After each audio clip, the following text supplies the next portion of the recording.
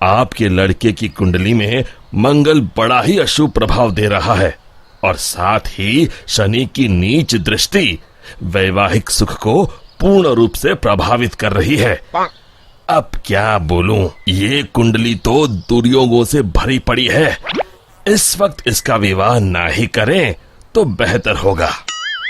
तभी राजू के पिताजी कहते हैं, ऐसा ना कहिए पंडित जी, बड़ी मुश्किल से रिश्ता आया है, वरना इस नालायक को कौन अपनी लड़की देने वाला है। अब बस आपका ही सहारा है, कोई तो उपाय निकालिए। फिर काफी सोच विचार करने के बाद पंडित जी एक उपाय निकालते हैं।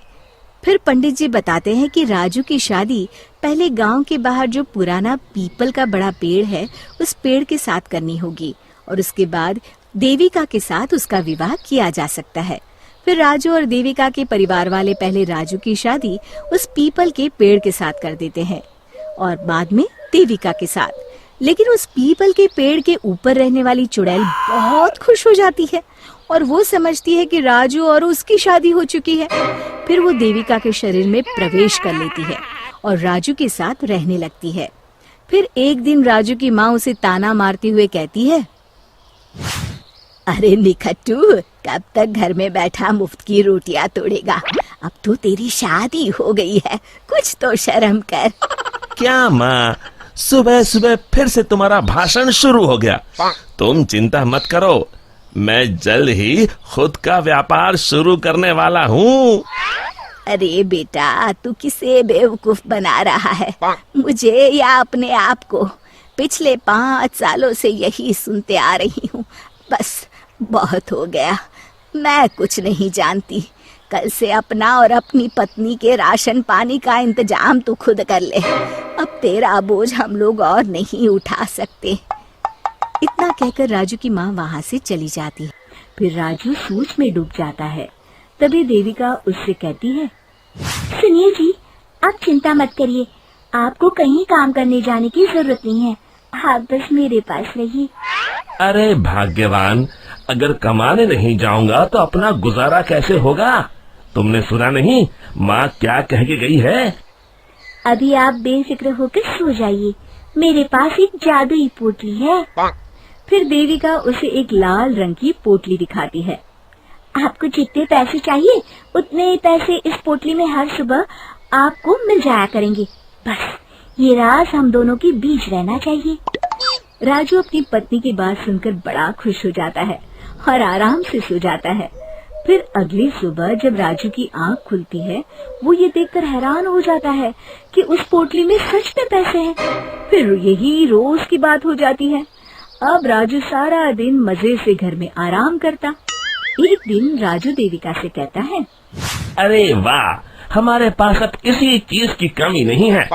बस एक बार ये जादू की पोटली हमें इतने पैसे दे दे कि हम अपने इस पुराने और छोटे घर को तुड़वाकर एक नया मकान बनवा लें। तभी देविका राजू से कहती है, आप चिंता मत करिए जी, मुझे पूरा यकीन है कल ये जादू की पोटली आपको इतने पैसे जरूर दे देगी कि आप एक नया मकान बनवा सके। फिर अगली सुबह जब राजू नींद से जागने पर देखता है कि वो जादुई पोटली बहुत सारे रुपयों से भरी है। अब तो राजू की खुशी का ठिकाना नहीं था। वो अपना नया घर बनवाने की तैयारी में जुट जाता है।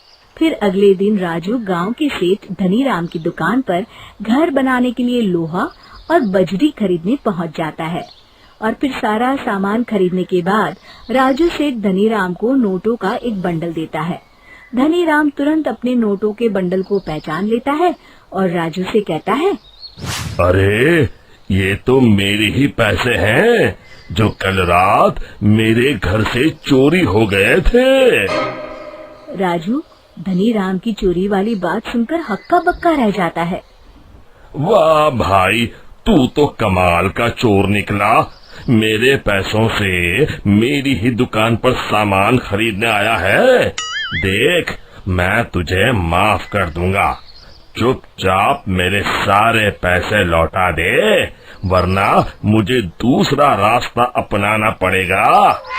राजू धनीराम की धमकी से बुरी तरह डर जाता है और धनीराम के सारे पैसे उसे लौटा देता है और उससे माफी मांगकर वहाँ से चला जाता है। घर आने के बाद राजू सच्चाई का पता लगाने के लिए रात को सोने का नाटक करता है। फिर आधी रात के बाद वो देखता है कि देविका अचानक एक डरावनी चुड़ैल में बदल गई है और वो घर के बाहर चली जाती है। तब राजू उसका ये रूप देखकर घबरा जाता है। वो समझ जाता है कि उसकी पत्नी के अंदर एक चुड़ैल का वास है। फिर राजू उसका पीछा करता है और उसे लोगों के घरों में चोरी करते देख लेता है। फिर अगले दिन राजू पंडित जी को जाकर सारी बात बता देता है। राजू की बात सुनकर पंडित जी कहते हैं, ये सब काम चोरी और आलस का फल है। मैं जानता हूँ पंडित जी, बस आप मुझे इस चुड़ैल से बचा लीजिए। मैं कसम खाता हूँ आगे से सिर्फ मेहनत करके पैसे कमाऊंगा। अब बस इस मुसीबत से बचने का सिर्फ एक उपाय है। बस जैसा मैं कहता हूँ वैसा ही करो। तुम अभी जाकर वो पोटली मुझे लाकर दे दो। फिर राजू भागकर घर से वो पोटली लाकर पंडित जी को दे देता है। दोनों उसी पुराने पीपल के पेड़ के पास जाते हैं और पंडित जी उस पोटली को पेड़ से बांधकर वहाँ हवन चालू कर देते हैं। दूसरी तरफ देविका के शरीर में रह रही चुड़ैल छटपटाने लगती है और देखते ही देखते वो हवन कुंड के सामने खड़ी हो जाती है और देविका के शरीर से बाहर आ जाती है। फिर पंडित जी से कहती हैं, मैं इतनी आसानी से राजू का पीछा नहीं छोड़ने वाली। मैं तुझे आखिरी मौका दे रहा हूँ। इस लड़की के शरीर को छोड़कर चली जा। मेरी बात मान ले चुड़ैल, वरना मैं तुझे जलाकर राख कर दूंगा। तू मुझे नहीं जानता पंडित, इसलिए तू इतनी बड़ी बड़ी बातें कर रहा है। लगता है आज तेरा आखिरी दिन है। तो तू नहीं मानेगी तो ठीक है, अब मजा देख। और फिर पंडित जी जोर जोर से मंत्र पढ़ना शुरू कर देते हैं। हवन कुंड की अग्नि देखते ही देखते बहुत बड़ा रूप धारण कर लेती है। चुड़ैल उस पोटली के अंदर कैद हो जाती है। अरे अरे ये कैसे हो गया? अरे मुझे छोड़ दे पंडित, मैं तो मजाक कर रही थी। फिर पंडित जी उस पोटली को उठाकर हवन कुंड में डाल देते हैं। मर गई रे! फिर उस पोटली के साथ चुड़ैल जलकर राख हो जाती है। शिक्षा, लालच और मुसीबत एक ही सिक्के के दो पहलू हैं। इससे दूर ही रहने में हमारी भलाई है। दोस्तों, हमें उम्मीद है कि आपको हमारी ये कहानी पसंद आई होगी। कृपया हमारे चैनल को सब्सक्राइब करें और सभी अपडेट्स के लिए बेल आइकन जरूर दबाएं। और हाँ, वीडियो लाइक और शेयर करना मत भूलिएगा। Bye bye.